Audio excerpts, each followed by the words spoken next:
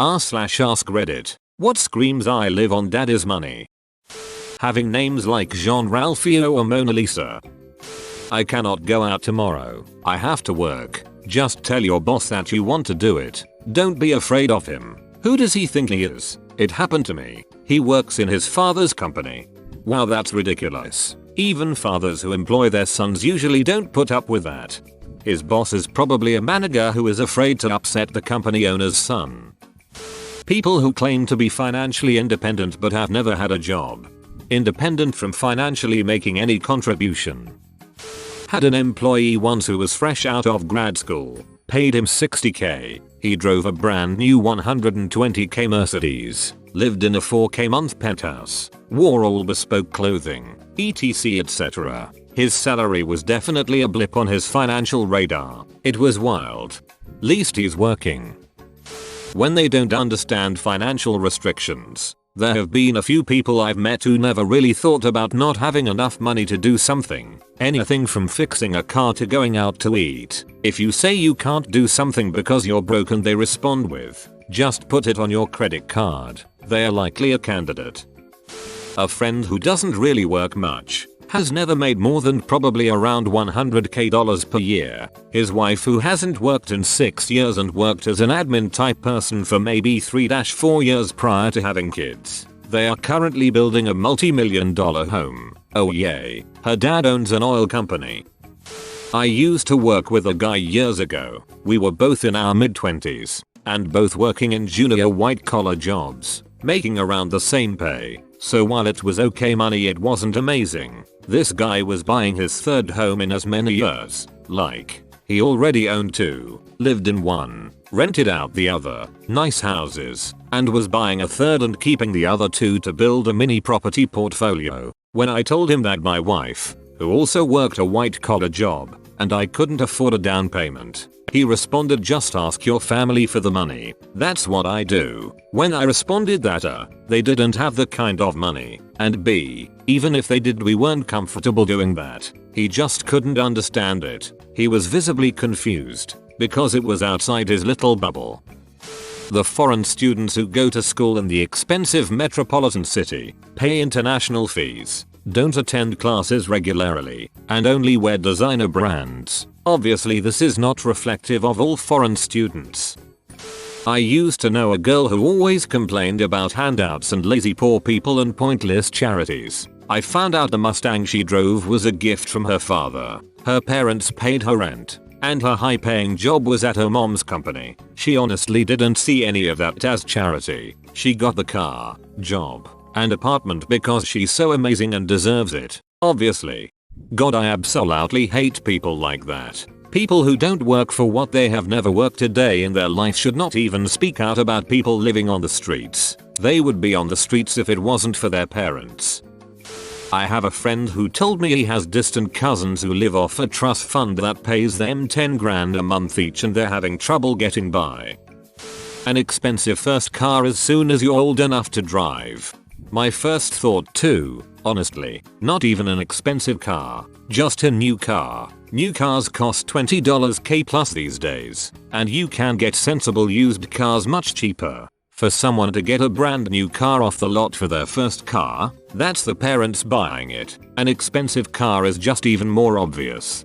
For a period of in the early 2000s I lived in Williamsburg, Brooklyn. Rents in some parts of Williamsburg were and still are ridiculously expensive. I couldn't afford to live in the vicinity of the cool area, otherwise known as Bedford Avenue. Instead I roomed with 5 other people in a converted 3-bedroom apartment about a 15-20 minute walk away from Bedford. Every so often I'd find myself at a cafe on Bedford Avenue and see all the faux starving artists sitting there looking like they'd just rolled out of bed for hours on end. It was clear they didn't have anywhere they needed to be. Rents for a 1BR near Bedford were often north of $2,000 a month. And that was in 2001-2002. No way in hell you're 18-22 years old and paying your own bills working part-time if you live there. I, 30F, just started to date a guy. Not too long after I lost a job, I took a roommate in to help me pay the rent and he got mad.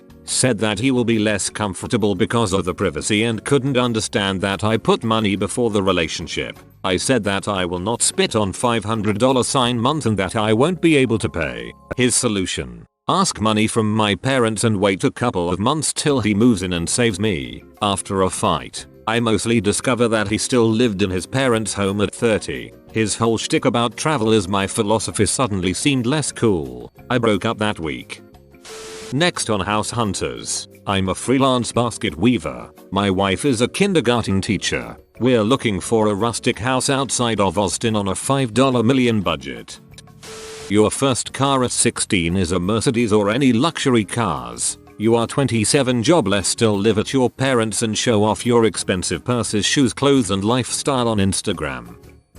Not understanding the schedule restrictions due to having a part-time job, or not being able to understand why you can't stay out late because you have to get up for work at 5 AM for a job that doesn't pay enough to comp for the gas it would take to drive all over town all night. Walks into the fanciest restaurant in Manhattan, orders the most expensive things there are on the menu, only takes a bite or two. Monsters.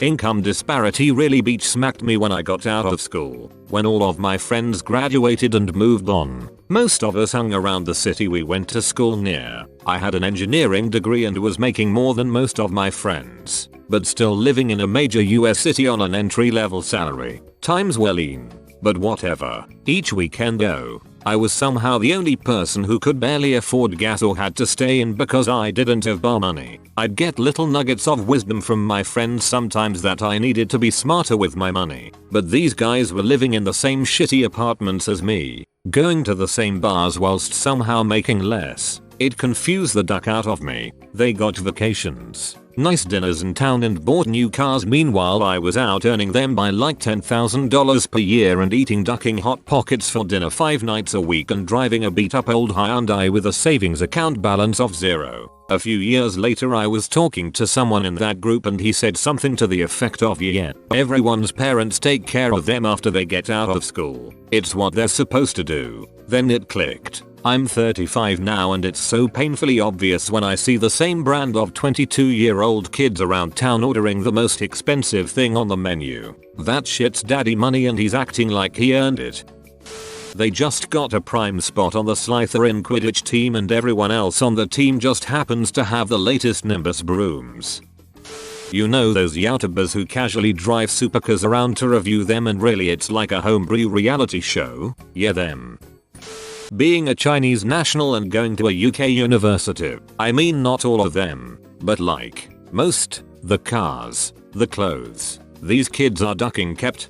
Same here in Australia. The fees for international students are so exorbitant that you can guarantee that any international student you see is at least very comfortable, if not outright wealthy. I'm talking like $40 K a year, upfront, in tuition fees alone. Throw in another $20 $30K per year for living expenses and you are looking at well over $150 K over the course of a 3-year degree. Even the good students who study hard and don't live lavishly are still going to be very well off relative to their compatriots in their home country.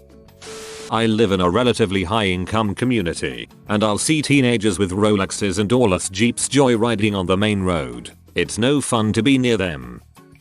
Not understanding the value of the dollar. Example, when my best friend and I were World of Warcraft addicts in middle school through college, there would be times where I would run out of money for my sub. It was damn expensive for a kid like myself buying my own way using prepaid time cards. My best friend would say, oh, just do what I do and charge it to your dad's credit card. That way you can just pay by year and not worry about it. He wasn't being a prick. That's just the only way he knew. He had no idea what it was like to have to work hard for something so simple. WoW wasn't cheap, man. $15 a month.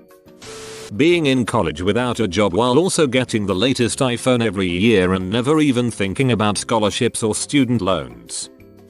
My car broke down last winter so I had to take the bus to and from work. A younger co-worker asked me why not just buy a new one. I told her, yeah, because I just have new car money to pull out of my ass. She responded with, you don't even have $5,000 saved up? No, I don't. at a job where I make $2,200 a month and my rent is $1,200, and I have 2 kids. How is that possible?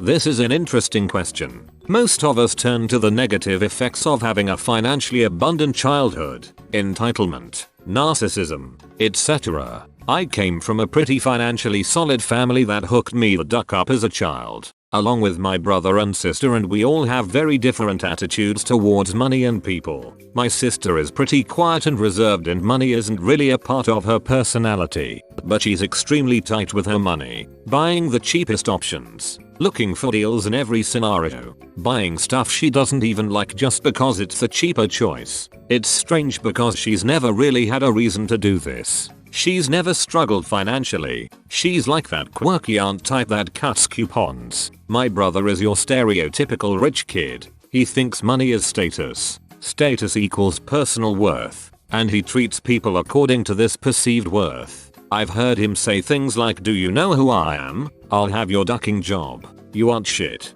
to customer service employees. I feel bad for him because he's entitled, but legitimately blind to it. IDK. He's a damn alien, and I'm your stereotypical fake zen money isn't what really matters type. I try to resist financially temptation, though I still have it. I had a minimalist phase and all that. I'm the "you can't take it with you when you die" guy. I don't actually say that quote. I'm not at all frugal though. I'll buy dumb shit all the time. I just don't like money. How it makes people act, what it makes people do, but it's unavoidable. So I can't say what screams I live on my parents' money, cause I have personally lived on my parents' money. So has my brother and my sister. We all act completely different.